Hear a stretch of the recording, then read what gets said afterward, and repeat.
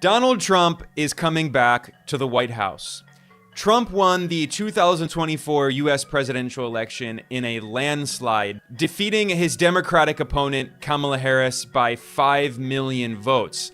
Unlike in 2016, where Donald Trump had only won the Electoral College, but he lost the popular vote, this time around, he won the popular vote by a big margin. So how did this happen? How did the Democrats and Kamala Harris get crushed so thoroughly? Today I'm going to be explaining why, and I'll discuss what a second Trump term will mean for the US and the economy. Now, I'm going to do a separate video explaining Trump's impact on foreign policy and on the world, on China, Russia, Israel, Iran. There are a lot of issues to address, but I want to keep this relatively shorter because I don't want to make this over an hour long. Today I want to focus on answering the question specifically, why did Kamala Harris lose so badly? To understand this, we need to go back to 2019 when Kamala Harris became a national figure in the US for the first time. She announced that she was going to run for president, and she was one of a dozen contenders in the Democratic primary. And in November 2019, a poll found that she had 1% support among the Democratic electorate. 1%. Harris was so unpopular that she actually withdrew from the race before the Democratic primary officially even began in 2020. And one of the main reasons is that Harris didn't really offer anything, and no one really knew where she stood politically, because Kamala Harris had made her name in California as the Attorney General with a tough on crime agenda. She had proudly referred to herself as California's top cop. She threw poor parents in jail when their children didn't go to school. And yet, in 2019, in the lead up to the 2020 election, she suddenly portrayed herself as a progressive, going against her entire political career.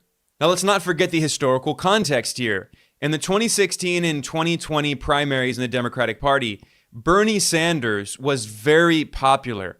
And in fact, in 2017, a poll found that Bernie Sanders was the single most popular politician in the United States.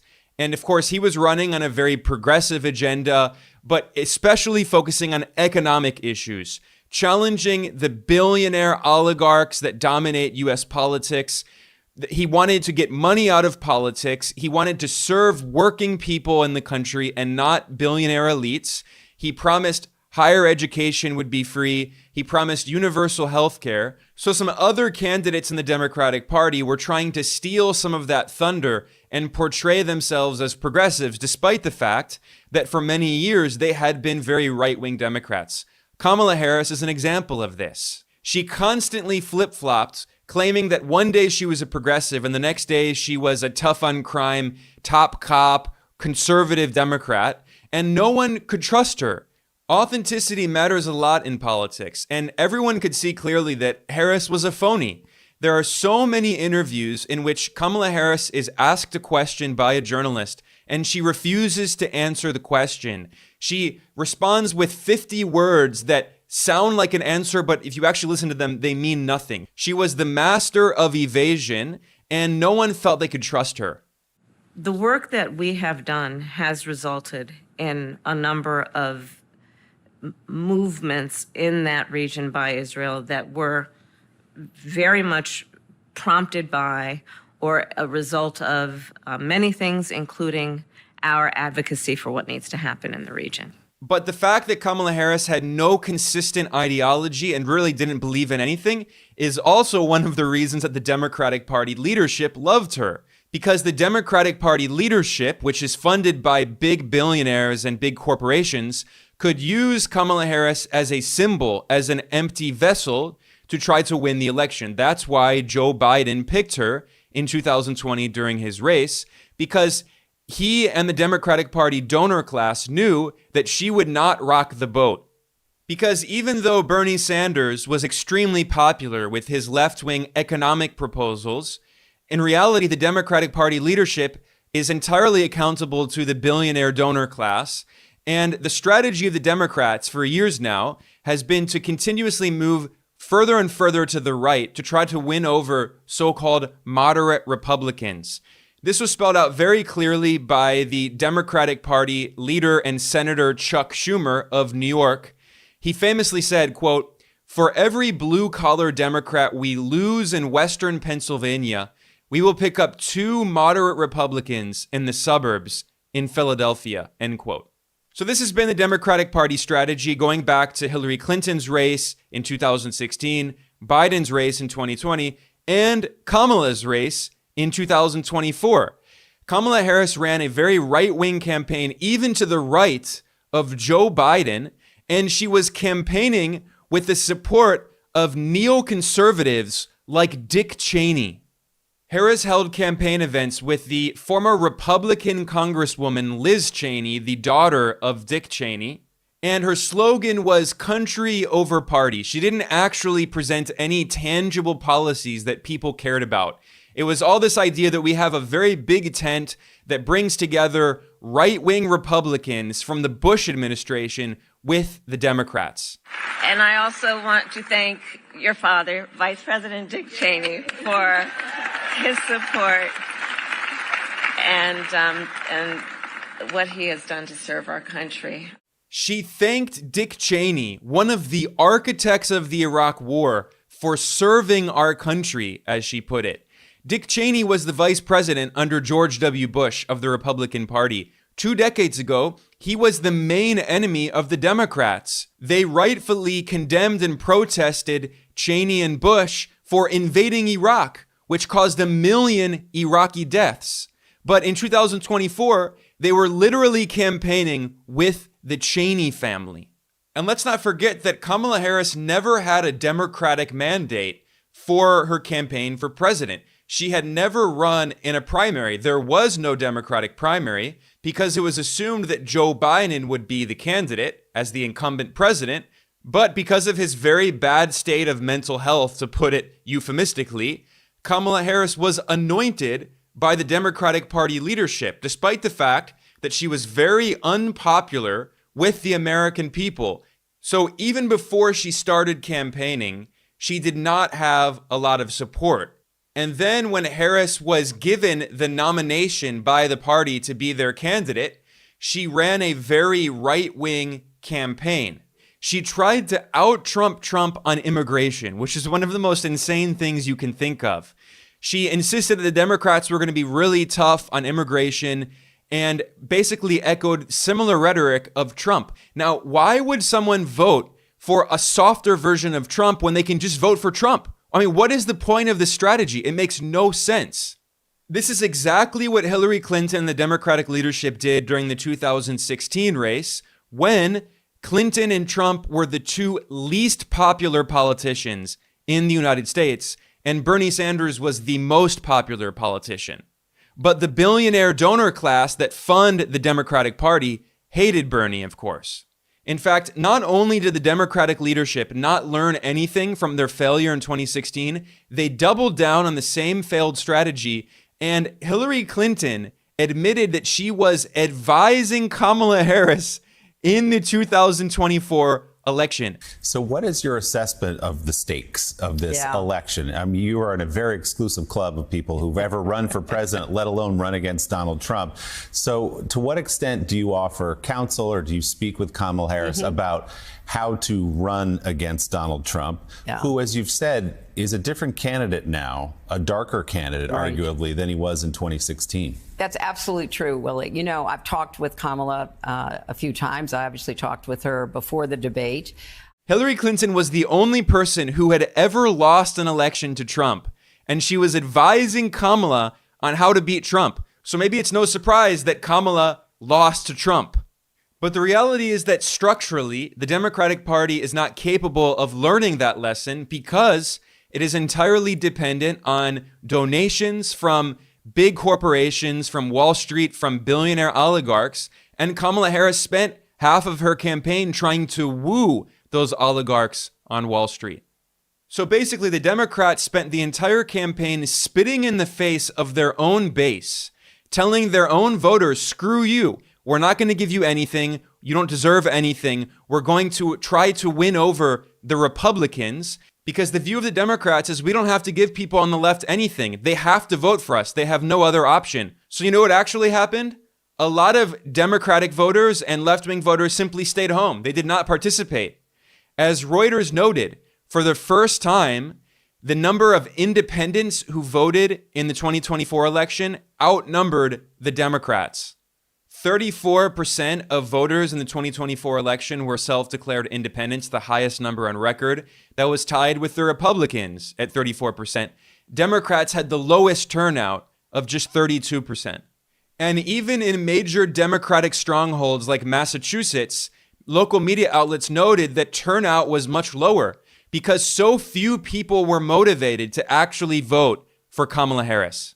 Because think about it. What was Harris actually offering people? What were her concrete proposals? There were very few of them. She was very evasive in almost all of the interviews she did. She never clearly answered the question. And her entire campaign slogan was, "We're not Donald Trump." That's it. They're saying, vote for us because we're not the other guy. We're not going to offer you anything. We're not going to do anything for you. How are you going to motivate people to vote for you if you're not promising them anything? Donald Trump's promising people a lot.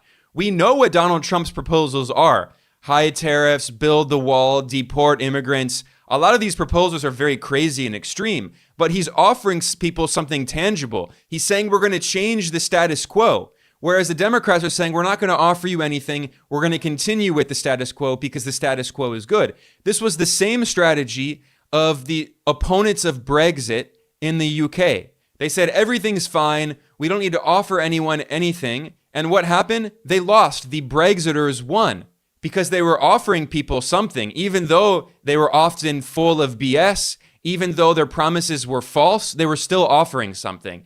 And Trump, of course, has this reputation of being a political outsider and a populist. Now, today I'll explain why that's completely fraudulent. It's false. Donald Trump is also funded by many billionaire oligarchs on Wall Street. He cut taxes on the rich during his first term, which led to billionaires paying lower taxes than the working class. His policies hurt working people and helped the rich. But his populist rhetoric still motivated people to vote for him, whereas the Democrats did not motivate anyone. A good example of this is Michigan, a key swing state in the election. Now, Obama won Michigan and Biden won Michigan, but Kamala lost Michigan. It was Trump who won Michigan. And one of the reasons for this is because Kamala Harris spent her entire campaign alienating her voters, her base of support in Michigan, especially Arab American voters in major cities like Dearborn, which has a very large Arab population in Michigan. These are voters who had often voted Democrat, but in the 2024 race, many of them simply didn't vote, or some even voted third party, out of protest because Kamala Harris ignored them, spat in their face, and Kamala and the Democratic Party leadership did not listen to what their voters were telling them. Numerous polls showed, for instance, that 77% of Democrats said the U.S. should stop sending weapons to Israel. Only 23% of Democrats wanted to continue sending weapons to Israel. And yet, what was the response of Kamala and Biden and the Democrats? They said, we're going to continue sending weapons to Israel. We're going to continue supporting Israel in this horrific war in Gaza and Lebanon. And Israel has killed many Palestinians and Lebanese, including family members of Arab American voters in states like Michigan that Kamala Harris ended up losing. Because why would someone vote for Kamala Harris when she and Biden were killing their family members in Gaza and Lebanon? In fact, a poll published in August, just a few months before the election, showed that Kamala Harris could have easily won more support and Democratic voters in key swing states. All she had to do is promise that the U.S. would stop sending weapons to Israel. And in Pennsylvania, 34% of respondents said they would be more likely to vote for her if she did that. Only 7% said they would not be more willing to vote for her, and yet she refused to. In Arizona, 35% of people said they would be more likely to vote for her if she vowed to stop sending weapons to Israel. In Georgia, 39% said they would be more likely to vote for her. only 5% said they would be less likely to vote for her. So quite literally, the Democrats were going against their own voters because they wanted to continue supporting Israel and this horrific war, because for the Democratic Party leadership, the U.S. empire is more important than the people of the U.S. They care more about waging wars around the world and maintaining the hegemony of the U.S. empire with its 800 foreign military bases. They care more about maintaining U.S. control over West Asia, over the Middle East, over its strategic resources, its oil and gas. They care more about fueling the war in Ukraine and sending tens of billions of dollars of weapons to wage a proxy war against Russia. They care more about the empire than their own voters. So when you do that, when you spit in the face of your voters, they don't turn out, and Democratic turnout in the 2024 election was low, and you lose. Simple. It's very easy to explain. Now, some people would respond to this argument by claiming that U.S. voters all just moved far to the right in the 2024 race, and Kamala Harris had to continue moving to the right because that's where the voters were. But look at a state like Michigan. Donald Trump won Michigan, but meanwhile, some of the most left-wing members of Congress won races in Michigan in a landslide. For instance, the Palestinian-American leftist Democratic member of Congress, Rashida Tlaib, won in a huge landslide with 70% of the vote. And Tlaib had refused to endorse Kamala Harris in protest of Kamala Harris's staunch support for Israel. So Donald Trump won Michigan, but one of the most left-wing members of Congress won Michigan in a landslide. So it's not that all voters in Michigan suddenly decided to become all far-right Trump supporters. The reality is that Kamala Harris was extremely unpopular, and voters punished her for that. Another example was Ilhan Omar. Omar is also a very left-wing member of the Democratic Party, and she's against war. She has criticized Israel and its horrific U.S.-backed war in Gaza and Lebanon, and she won in an even bigger landslide in Minnesota. A pro-Israel Republican was running against her. The pro-Israel Republican only got 25% of the vote. Ilhan Omar got 75%. It wasn't even a real competition. Because when you actually give your voters what they want, you win the election. I know that's a shocker. It's a surprise. But the Democratic Party leadership doesn't care because it's funded by big billionaire oligarchs and big corporations, and they insist on this failed strategy of trying to win over moderate Republicans. But that's not how reality works. The reality is that 94% of registered Republicans voted for Donald Trump in the 2024 election and in the 2020 election. Only 5% of registered Republicans voted Democrat in the 2024 election. This idea of the anti-Trump Republican or the moderate Republican who will vote for Kamala Harris, they barely exist. They're a tiny, tiny minority of neoconservatives like Dick Cheney and Liz Cheney, and the media loves them, but they do not represent the vast majority of voters.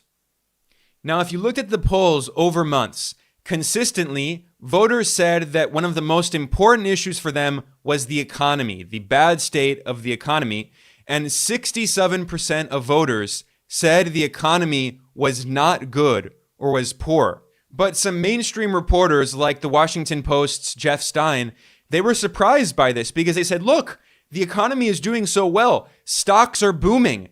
Inflation has fallen. GDP is growing. They could not explain why there's so much voter dissatisfaction. But the answer is obvious. It's because average people, working people, have not benefited from the economic growth in the U.S., which has been largely concentrated in the financial sector, and the benefits of growth have gone to rich elites. Just 10% of rich Americans hold 93% of all stocks, the highest level ever recorded. The bottom 50% of Americans hold just 1% of stocks. They don't care. The bottom 50% of the country doesn't care that the S&P 500 is skyrocketing, that the Nasdaq is skyrocketing, because they're not actually benefiting from that. A small handful of rich elites are benefiting, but of course, those rich elites fund politicians and the political campaigns of both Kamala Harris and Donald Trump. Of course, Trump doesn't actually have solutions to these problems, but he's not the incumbent. Kamala Harris is the vice president. She is the face of the economic problems that people are facing. The Financial Times published a really good article that explains that the U.S. economic boom is a mirage. It's lopsided. Brittle quality helps explains why so many Americans will cast votes in anger. The author Ruchir Sharma noted that, quote, U.S. growth is a mirage for most Americans, driven by rising wealth and discretionary spending among the richest consumers, and distorted by growing profits for the biggest corporations. Times look good, but this growth is lopsided, brittle, and heavily dependent on spending and borrowing by the government. He continued, quote, although the world marvels at unsinkable U.S. consumers, a growing number are priced out of homes and falling behind on credit card debt. The bottom 40% by income account for 20% of all spending, while the richest 20% account for 40% of spending. That is the widest gap on record, and it is likely to widen further. Most Americans now spend so much on essentials, such as food, that they have little left for extras like travel or eating out, end quote. This is a key statistic. 40% of spending is carried out by 20% of the richest population. 20% of spending is carried out by 40% of the population.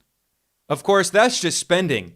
If you look at the inequality in household wealth, it is incredible how unequal the U.S. is. 0.1% of the population has 14% of wealth. The top 5% of the population have over 30% of wealth.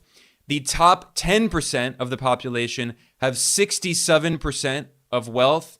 The bottom 50% has just 2.6% of wealth. That is, the richest half of the U.S. population has 97.4% of the wealth. So the vast majority of the population doesn't care if GDP growth is high when they don't actually see the benefits of that GDP growth. And they certainly don't care that the stock market is booming when they're not seeing the benefits of the growth in the stock market. The sad reality is that poverty has continued to increase, including under Biden and Harris. There was a decrease in poverty during the pandemic, ironically, because the government was providing many social programs to support people. But since 2021, poverty has increased by 67%. And you could say that, okay, the pandemic was an outlier, but even if you remove the pandemic and you go back to 2019, poverty has continued increasing. 42.8 million people in the US live under the poverty line. Food insecurity has also increased 40% since 2021. And if you remove the pandemic from the data, which is an outlier, you can still see that food insecurity has been steadily increasing, especially with the very high rates of inflation. For a lot of households, especially poor and working class people, food has become prohibitively expensive. And when food is too expensive, why would people vote for you? Now, you can say that Donald Trump has no solution to these problems. I agree with you. Donald Trump is a fraud. He's a billionaire oligarch. When he was president, he continued cutting taxes on the rich. He was funded by billionaires. He will continue cutting taxes on the rich. But the reality is that Donald Trump had a consistent message. He was offering something. The Democrats did not offer anything. Donald Trump had his scapegoats. He blamed immigrants. He blamed foreign countries. In a speech in September, Trump even told people he promised that he was going to take jobs from other countries. But with the vision I'm outlining today, not only will we stop our businesses from leaving for foreign lands, but under my leadership, we're going to take other countries' jobs. Did you ever hear that expression before? Have you ever heard? That we're going to take other countries' jobs? It's never been stated before. We're going to take their factories, and we had it really rocking 4 years ago. We're going to bring thousands and thousands of businesses and trillions of dollars in wealth back to the good old USA. That's what we're going to be doing it, and doing it fast. And under my plan, American workers will no longer be worried about losing your jobs to foreign nations. Instead, foreign nations will be worried about losing their jobs to America. Going to bring them back. Now, obviously, it's very unlikely that Trump will actually be able to do that. He's made a lot of false promises. He said, I'm going to build a wall and make Mexico pay for it. Mexico did not pay for it. So this is not the first time that Trump has made a false promise. He's the master at doing that. But despite that, the reality is that he's making a tangible offer to people. He's saying, I'm going to give you this. And he's recognizing that there is a lot of anger about deindustrialization and globalization. Since the rise of neoliberalism and free market fundamentalism in the 1970s, the US has significantly deindustrialized, losing a lot of good unionized jobs, factory jobs in the Rust Belt, in areas of the country that ended up voting for Donald Trump because he claimed that he would bring back their jobs. Now, obviously, Trump is full of BS, but he's recognizing that there's this anger and he's tapping into it, whereas the Democrats were not offering anything. Their whole message was, we're not Donald Trump. We're going to unite with the Bush-era neocons and Dick Cheney, and we're not going to change anything because everything's fine. And again, as we saw in Brexit in the UK, when the option is between the status quo and change, people often vote for change, even if the people pretending that they're going to bring change are lying, these frauds like Donald Trump. It's clear that people in the US are facing economic issues, and Trump, like many far-right leaders, he scapegoats certain groups of people, like immigrants. And Trump has made very extreme promises, threatening to deport more than 10 million undocumented immigrants in the US, even using the National Guard in this kind of authoritarian, militarized crackdown. So this obviously is an example of him scapegoating immigrants and saying, your economic problems are not caused by the same billionaire oligarchs who are funding me and who are funding the Democrats. No. It's not Wall Street's fault. It's not because deindustrialization was caused by these neoliberal free market fundamentalist economic policies. No, it's because of immigrants.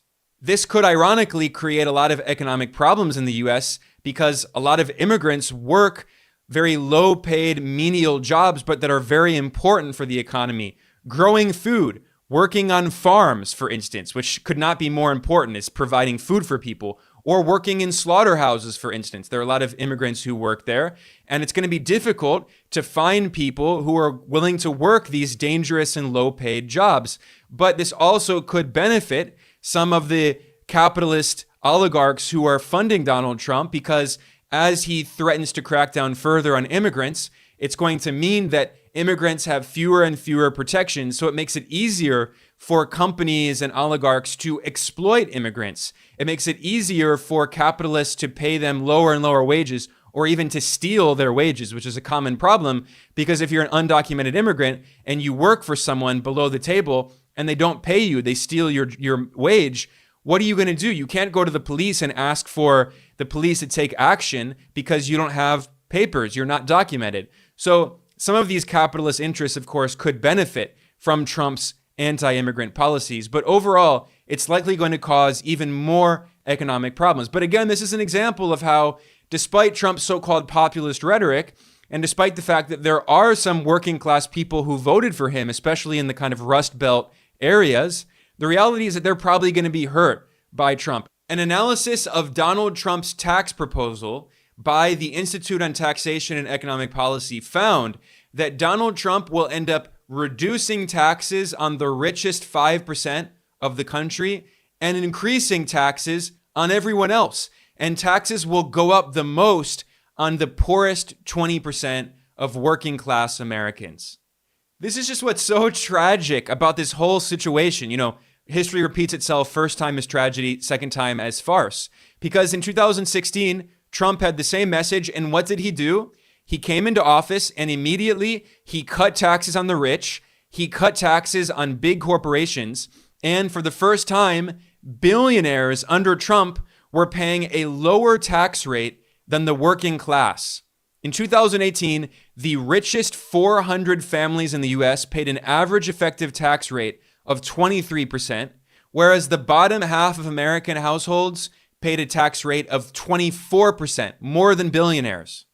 And as Trump was campaigning in 2024, he held these huge galas, these fundraisers where he made millions of dollars for his campaign. And he told a bunch of billionaire oligarchs, he said, I'm going to continue cutting your taxes. So it would have been so easy to challenge Donald Trump's claim that he's a populist, supposedly, that he's going to help the working class. It's obvious that he's not going to. He did not help the working class when he was in office the first time. But the Democratic Party refused to go anywhere near that. They ran to the right of Joe Biden, and they allowed Donald Trump to portray himself falsely as an economic populist. And he won over many of those voters who previously had voted. These are people who had voted for Obama when Obama made similar promises that were also false. These were people who were very sympathetic to Bernie Sanders, who again, in 2017, was the most popular politician in the US. But the donor class of the Democratic Party did not want to go anywhere near that messaging because, of course, if the Democrats came into office and actually implemented these policies, it would hurt the billionaires and corporations who fund the Democrats. Donald Trump can use that rhetoric because, of course, billionaires supporting Trump know that he's not actually going to help workers. He's going to help the billionaires. This is why billionaires like Elon Musk were campaigning with Donald Trump because, of course, Musk knows that Trump is now going to reward Musk by cutting taxes, by providing more subsidies for Tesla and other companies. Musk is going to make a lot of money. This was an investment for him. And this is also why Donald Trump's campaign was funded by billionaire oligarchs like Steven Schwartzman, the CEO of Blackstone, the world's largest alternative asset manager and a big private equity fund on Wall Street. Schwartzman is the highest paid CEO on Wall Street, and yet he funded Donald Trump's campaign in 2020 and again in 2024 because he knows that Trump is going to help billionaires like him. Wall Street is very excited about Donald Trump. That's why when he won the election, the S&P 500 rose very rapidly because the rich know they're going to get much richer. But the irony above all is that one of the key reasons that Kamala Harris lost the 2024 election is because of very high rates of inflation that hurt her because food prices are very high. The price of everything is very high. But the reality is that Donald Trump is likely going to bring back even more inflation. A study by the Committee for a Responsible Federal Budget analyzed the fiscal impact of proposals by both Trump and Harris. They calculated that Donald Trump will likely contribute $7.75 trillion to national debt in the next decade because Trump is pledging to both massively expand government spending while also significantly cutting taxes on the rich, which of course also means reducing government revenue. By contrast, they estimated that Kamala Harris's proposals would have increased the government debt by about $4 trillion. So Trump is projected to increase the national debt by twice as much as Kamala would have done. A separate analysis by the Penn Wharton Business School of the University of Pennsylvania estimated that Donald Trump's tax cuts on the rich and other proposals will increase U.S. government deficits by $5.8 trillion, nearly $6 trillion over the next decade. So we're likely going to be entering another period with high rates of inflation.